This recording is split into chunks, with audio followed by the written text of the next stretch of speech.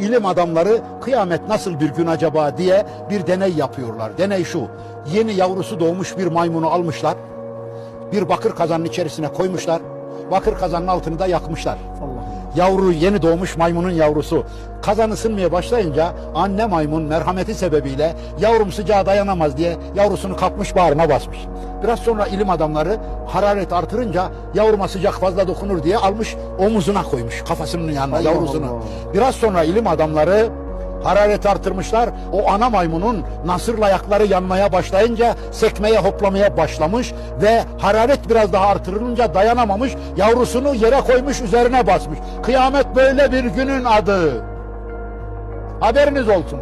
Hiç kimsenin kimseye merhamet edemediği, yevme yefirrul mer'u min ahihi ve ümmihi ve ebihi ve sahibetihi ve beni, herkesin birbirinden kaçtığı gün kıyamet. Hazırlanalım lütfen. Ne olur hazırlanalım.